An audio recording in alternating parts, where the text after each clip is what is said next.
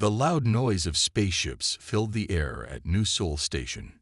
Ji-ho Kim wiped the sweat from his face as he moved another heavy box.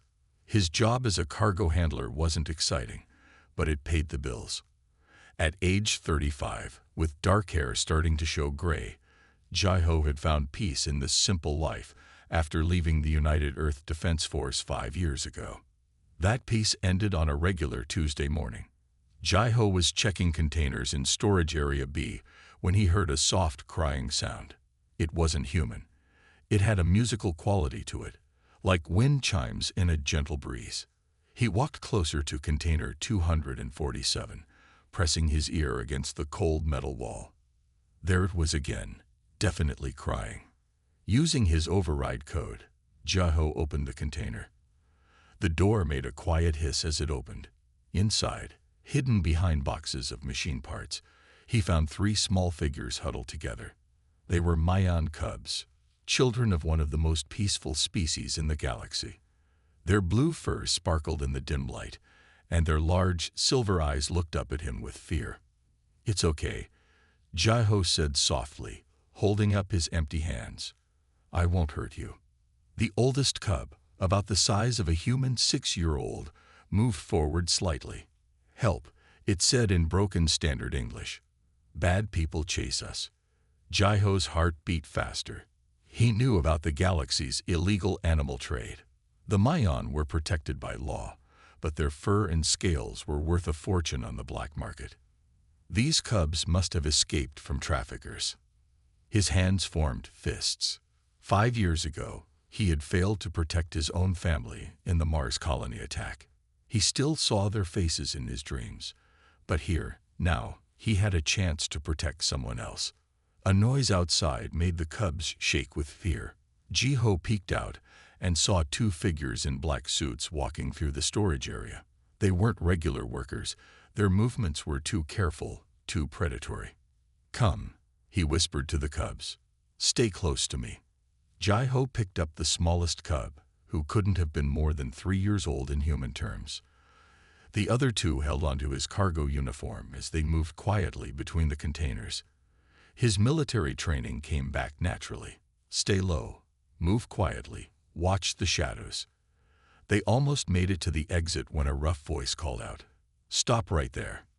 Ji-ho turned to see a tall alien with gray scales and sharp teeth, a drachnid, known across the galaxy as hunters and killers.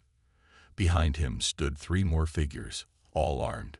"Hand over the cubs," the drachnid said, showing his teeth in what might have been a smile. "This isn't your problem, human." Ji-ho felt the cubs trembling against him.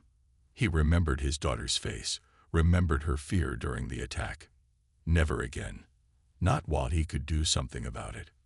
"You're right," Ji-ho said calmly, carefully setting down the smallest cub. "This isn't my problem." He moved the other cubs behind him. "This is your problem, because you just made a big mistake." The drachnid laughed.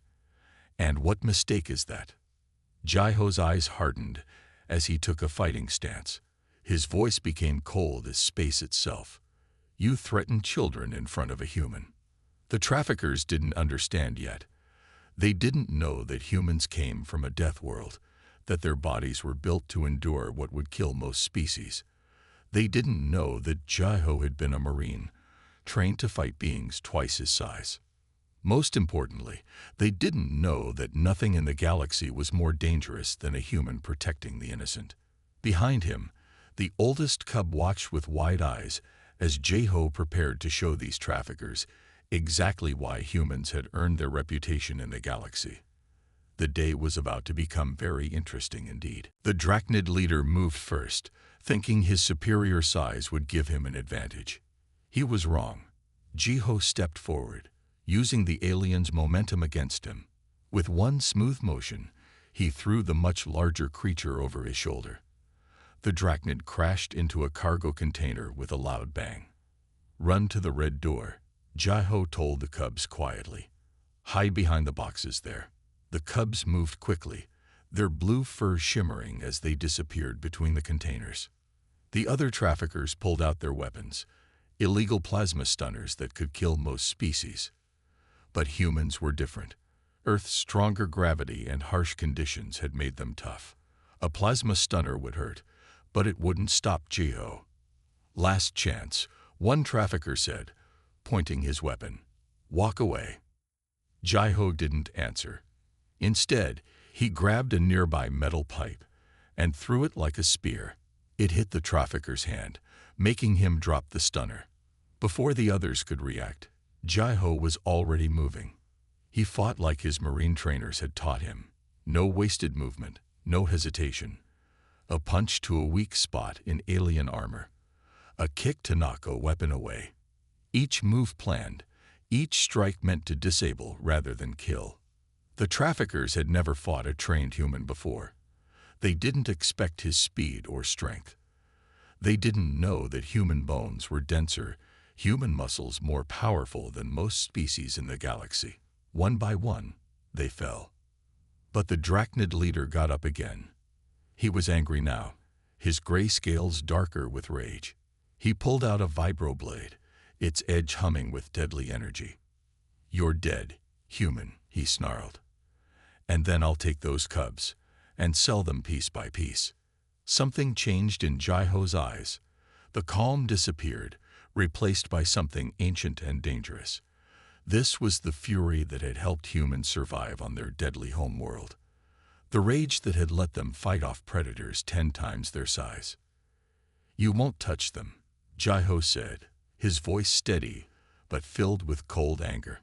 The Drachnid charged, blade swinging. Jiho caught the alien's arm, ignoring the pain as the blade cut his shoulder. With his other hand, he struck the Drachnid's throat, a weak point in their species. The alien leader fell, gasping. Jiho kicked the blade away and put his foot on the Drachnid's chest. "Listen carefully," Jiho said. "You'll leave this spaceport. You'll tell your friends that these cubs are under human protection now. If anyone tries to harm them, they'll deal with me. Understand?" The Drachnid nodded weakly. Jiho let him up, watching as the traffickers helped their leader limp away. From behind the boxes, 3 pairs of silver eyes watched in amazement. The oldest cub, Yunha, had never seen anything like it. She knew humans were strong, but this was different. This wasn't just strength, it was protection. Jiho walked over to the cubs, checking each one for injuries. His shoulder hurt where the blade had cut him, but he ignored it. "Are you okay?" he asked gently. Yunha touched his injured shoulder with a small paw. "You hurt for us." Jiho smiled softly. "It's what humans do. We protect those who need help." He looked at the door where the traffickers had disappeared. "But they'll be back with more people. We need to move." As Jiho led the cubs toward a safer area, security cameras recorded everything. Soon, the news would spread across the spaceport, then across the planet, and finally across the galaxy. A human had fought to protect alien cubs, showing what humans were really capable of when they chose to be guardians instead of warriors. The day was far from over, but already the galaxy was beginning to see humans in a new light. Jiho moved quickly through the back corridors of New Sol Station, the 3 Mayan cubs following close behind him. His shoulder wound had stopped bleeding, but he needed to find a safe place soon. The cubs were getting tired, their small legs struggling to keep up with his pace. He stopped at a corner, checking for danger. The spaceport's daily crowd filled the main halls, but Jiho knew better than to trust the safety of numbers. Traffickers could hide anywhere in that mass of beings. "Hold on," a female voice called out behind them. Jiho turned quickly, pushing the cubs behind him. A woman in a spaceport security uniform stood there, her hand raised to show she meant no harm. Her name tag read Officer Sungmei Park. "I saw what happened in the cargo area," Sungmei said quietly. "The security cameras caught everything. You need help." Jiho studied her face carefully. His years in the military had taught him to read people well. He saw only honest concern in her eyes. "These cubs," he started to explain, but Sungmei shook her head. I know what they are. Mayan cubs. Protected species. She looked around carefully. The traffickers you fought. They work for the Red Scale Syndicate. They've already put a bounty on your head. The smallest cub whimpered, and Jiho placed a gentle hand on its head. How much time do we have? Not much. Word spreads fast in the criminal world. Sungmei pulled out a security card. I have a safe room in Section D. We can hide there while I contact some people who can help. They followed her through service corridors, avoiding the main areas. Jiho noticed how Iona, the oldest cub, stayed close to him, but kept watching Sungmei with curious eyes. Mayan were good at reading emotions, and the cubs seemed to sense they could trust the security officer. The safe room was small but secure, with basic medical supplies and food. As Sungmei treated Jiho's shoulder wound, she explained more.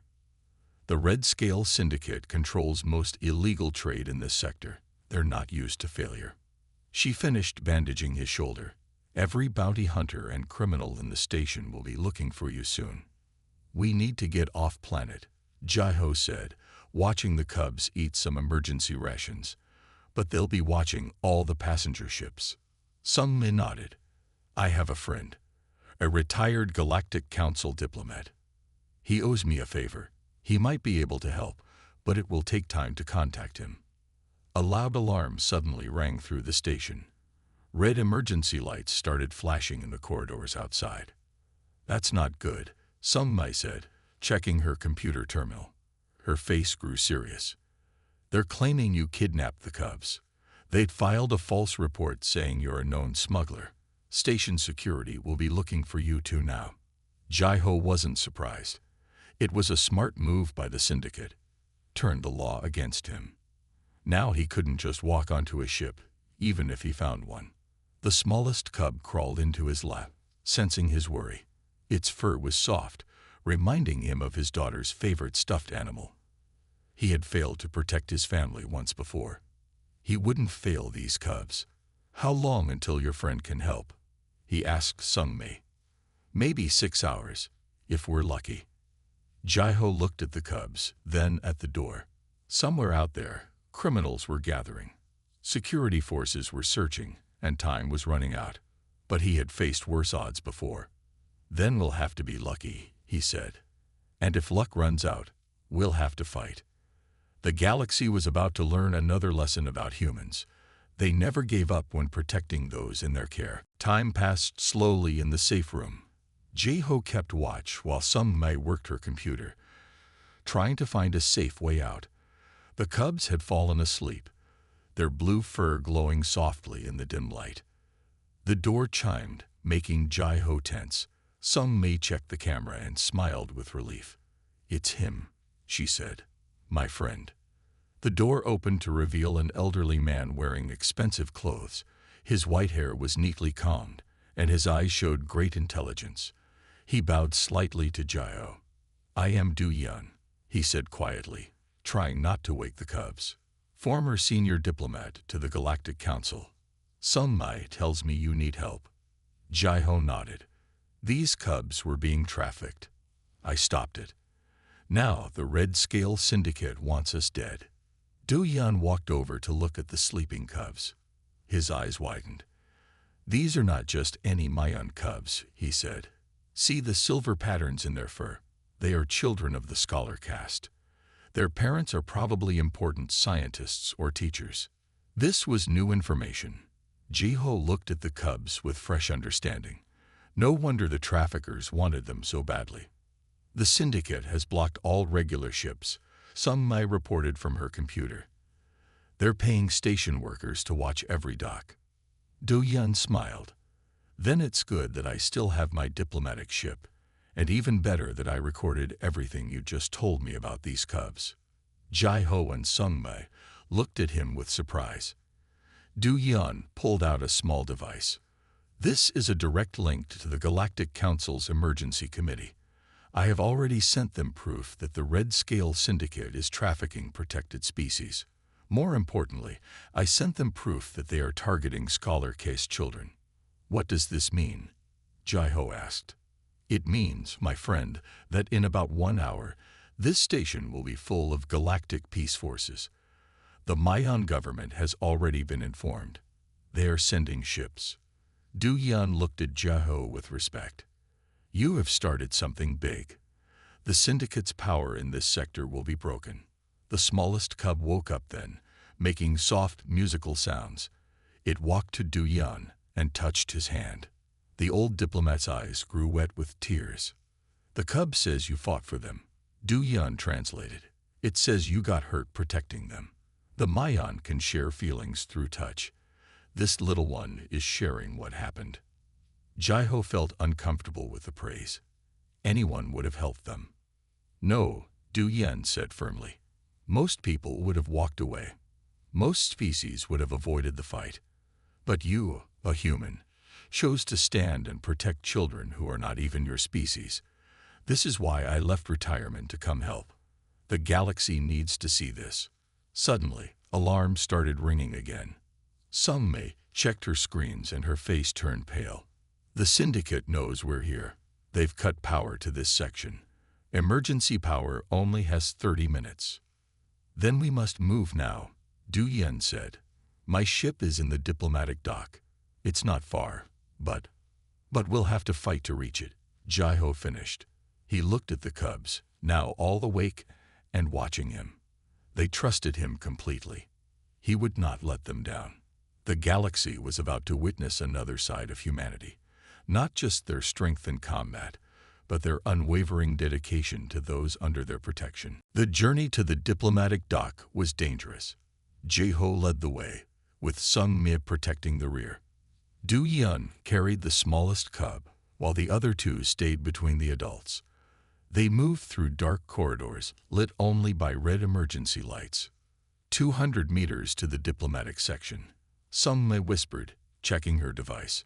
But the syndicate has blocked the main path. Jiaho stopped at a corner and looked ahead. 5 armed figures stood guard at the entrance to the diplomatic zone. Behind them, he could see Du Yan's ship through the large windows. Space itself stretched beyond, the orbital ring of New Seoul Station gleaming in starlight. There's another way, Du Yan said quietly. Through the maintenance tunnel. But it's risky. A shot hit the wall near them. More guards had found them from behind. Jiaho made a quick decision. Maintenance tunnel. Now. They ran, plasma shots flying past them. Jiaho picked up Yeonha, the oldest cub, while Sung Mi carried the middle one. They'd reached the maintenance tunnel entrance as more shots lit up the corridor. The tunnel was narrow and dark.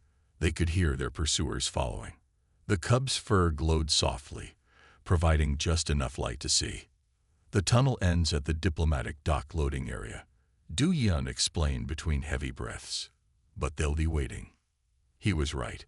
When they reached the end, they could hear many voices. The syndicate had gathered its forces. Jiaho looked at his companions. When I open this door, take the cubs and run straight to the ship. Don't stop. You can't fight them all. Sung Mi protested. I don't need to beat them. I just need to slow them down. Jiaho smiled at the cubs. Ready? The cubs touched his hand, sharing their trust and courage through their special ability. Jiaho felt stronger, more determined. He would not fail them. He kicked the door open. Plasma fire filled the air immediately. But the traffickers hadn't expected their target to charge straight at them. Jiaho moved like his marine trainers had taught him. Be unpredictable. Use their shots against each other. Keep moving. The traffickers fell back in confusion as this single human attacked their whole group. Some shot their allies by accident in the chaos. Others fell to Jiaho's quick strikes. He was everywhere at once, drawing their fire, keeping their attention. Behind him, he heard the others running. Good. The cubs would be safe. A large screen on the wall suddenly lit up. A face appeared. A Mayan elder, his blue fur decorated with silver marks of high rank. His voice filled the dock. Attention all beings. This is Scholar Chief Wei of the Mayan High Council. We have received proof of crimes against our children. Mayan warships are approaching. Any who harm the cubs or their protectors will face our justice." The traffickers looked up in shock. Through the windows, they could see ships appearing, their designs clearly Mayan. Jai-Ho used this moment of distraction. He ran for Du Yin's ship, diving through the closing door. Plasma shots followed him, but too late. The ship lifted off smoothly. Through the window, Jai-Ho watched as Galactic Peace Force ships also appeared, surrounding the station. The cubs hugged him, their fur glowing with happiness and relief. The galaxy had just witnessed something rare, a human fighting not for money or power, but to protect the innocent. It was a lesson they would not soon forget. Du Yin's diplomatic ship docked with the Mayan flagship. The massive vessel gleamed with blue and silver lights, its elegant design showing the advanced nature of Mayan technology.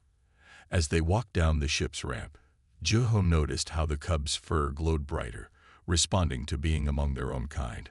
Scholar Chief Wei met them personally. The elderly Mayan's fur had complex silver patterns that seemed to move in the light. Behind him stood other Mayan officials, all watching the human with great interest. "You have done our people a great service," Wei said, bowing deeply to Jai-Ho. "These children belong to our most honored families. Their parents are leading researchers in space physics." The cubs ran to Wei, touching his hands and sharing their memories. The Scholar Chief's eyes widened. "Such bravery," he whispered. "Such protective fury, yet such gentleness with the young ones." A new voice spoke up. "The footage has already spread across the galaxy." Jai-Ho turned to see Hanul, a human diplomat, walking toward them. She wore the formal black and gold uniform of the Earth Diplomatic Corps. "Every major news network is showing the security videos," Hanul continued, "of human fighting to protect alien children, risking his life against impossible odds. Do you know what this means?" Before Jai-Ho could answer, alerts sounded throughout the ship. On the main screen, they could see a group of expensive-looking ships approaching. The Galactic Council's special committee had arrived. "The Council demands answers," one council member said as they entered the room. "We have evidence that the Red Scale Syndicate has corrupted our own officials. This human's actions have exposed a network of corruption." Jai-Ho watched as more people filled the room. Diplomats from 20 species argued about laws and treaties. The cubs stayed close to him, still trusting him more than anyone else. "The syndicate's leaders are being arrested across 3 sectors," Hanul reported, checking her datapad. "Their accounts are frozen. Their political allies are falling. All because one human chose to protect 3 cubs." Scholar Chief Wei raised his hands for silence. "This is more than just politics," he said. "For too long, many species have seen humans as dangerous, as potential threats. Today, we saw the truth. Human strength can protect as well as destroy. Human fury can serve justice." The smallest cub touched Jai-Ho's hand again, sharing feelings of safety and trust. Through the cub's ability, everyone in the room felt it too. They felt what it was like to be protected by a human. "We need new laws," Hanul said firmly. "Better protection for all young ones, regardless of species, and we need humans to help enforce these laws." The council members looked at each other. They had all seen the videos. They had all watched a single human fight against criminal forces to protect alien children. It was changing how they thought about Earth and its people. "Perhaps," the head council member said slowly, "it is time for a new approach. A new understanding between species." Jai-Ho listened to the politicians talk, but his attention stayed on the cubs. To him, this was never about politics. It was about protecting those who needed help. That was what humans did best. The galaxy was learning this lesson well. The peace didn't last long. While the politicians talked on the Mayan flagship, alarms started blaring. Krell, the Drachnid leader from the spaceport, had escaped custody. He and his elite mercenaries had taken control of an abandoned space station nearby. "They're demanding the cubs," Hanul reported, her face serious. "They're threatening to destroy civilian ships if we don't comply." Jai-Ho looked at the 3 young Mayan, who huddled close to him. Their fur had turned pale with fear. "How did they get weapons on that station?" he asked. "Corrupt officials," Du Yun explained. "They had hidden supplies there. Military-grade weapons. The station's defenses are active." The Galactic Council members argued about what to do. The Mayan ships couldn't get close without risking civilian casualties. The station's weapons were too strong. Jai-Ho made his decision. "I'm going in," he said quietly. "I can reach them through the maintenance tunnels." "That's suicide," some may protested. "There are at least 20 mercenaries in there." 23, Jai-Ho corrected. "I counted their shuttle launches." He smiled at her concern. "Remember, I was a Marine. This is what we trained for." Scholar Chief Wei stepped forward. "The Cubs have formed a strong emotional bond with you," he said. "Through their touch-sharing ability, they can help. They can warn you of danger before you see it." The smallest cub touched Jai-Ho's hand. Suddenly, he could feel what the cub felt, the location of enemies in the station, their movements, their intentions. The cub's special abilities would be his extra sense. "I'm going with you," Some Mai said, checking her weapon. "You'll need someone to watch your back." The mission began quickly. A small stealth pod dropped them off at the station's emergency dock. The Cubs stayed on the Mayan ship, but maintained their mental connection with Jai-Ho. Through their shared bond, they helped him navigate. The station was dark and cold. Jai-Ho and Some Mai moved silently through the shadows. The Cubs' abilities warned them whenever mercenaries approached. They avoided most fights, disabling security systems as they went. But Krell was waiting in the station's control room. The Drachnid had armed himself with advanced weapons. "I knew you'd come," he snarled. "Humans can't help being heroes." "This isn't about being a hero," Jai-Ho replied calmly. "This is about protecting innocent lives." The fight that followed was intense. Krill had enhanced himself with illegal combat drugs. He was stronger, faster than before. But Jai-Ho had something stronger than drugs, the mental and emotional support of the Cubs he protected. Through their connection, Jai-Ho could sense every attack before it came. He moved with impossible speed, countering Krell's enhanced strength with skill and precision. Some Mai provided covering fire, keeping other mercenaries back. The battle ended with Krell falling, defeated by the very human he had underestimated twice. The other mercenaries surrendered when they saw their leader fall. From the station's windows, Jai-Ho could see ships approaching. Galactic peace forces coming to secure the station. The Cubs' mental touch shared their joy and relief. The galaxy had witnessed the full extent of human protective instincts. They had seen both the fury and the precision, the strength and the care. It was a lesson that would change everything. 1 month after the battle at the abandoned station, Jai-Ho stood in the Grand Hall of the Galactic Council. The room was filled with representatives from hundreds of species. The 3 Mayan cubs stood beside him, their blue fur shining with health and happiness. Scholar Chief Wei spoke to the gathered assembly. "Today we recognize not just one human's bravery, but a new understanding between species. The Interspecies Protection Initiative will ensure that no young ones, regardless of their origin, will face such dangers again." Hamnul, now promoted to Senior Earth Diplomat, stepped forward. Jai-Ho Kim will lead the initiative's first response team. His actions have shown us the true potential of human protective instincts when used for the good of all species. The Cubs' parents, renowned Mayan scientists, approached Jai-Ho. Their fur patterns marked them as high-ranking scholars.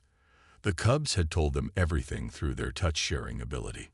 "Our children trust you completely," the mother said softly. "They show us daily the memories of your protection, your courage, your gentleness. We have a request." Jai-Ho listened as they explained. Under galactic law, they wanted him to become the Cubs' official guardian, alongside their parents. It was unprecedented. No human had ever been given such a role with Mayan children. "The Cubs need you," the father explained. "Their abilities have grown stronger through their connection with you. They can now sense danger and protect others, just as you protected them." Jaiho looked at the three young ones who had changed his life. Yunha, the oldest, touched his hand. Through their connection, he felt their hope, their trust, their love. "I would be honored," he said simply. The ceremony that followed was broadcast across the galaxy. Jiho took the oath of guardianship in both human and Mayan traditions. The cubs glowed with joy, their fur creating patterns of light that filled the chamber. Sungme, now chief of security for the new initiative, smiled as she watched. "You've started something big," she told Jiho later. "Applications are pouring in from humans who want to join the protection teams.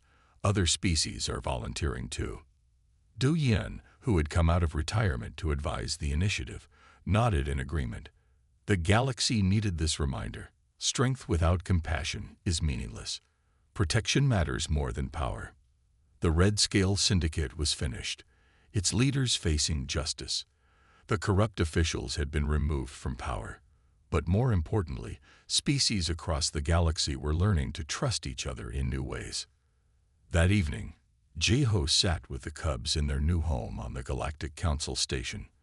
The smallest cub slept in his lap, while the others practiced their abilities, their fur glowing softly in the starlight. "Tell us again," Yunha asked, "about why you helped us that first day." Jiho smiled. "Because it was right," he said simply.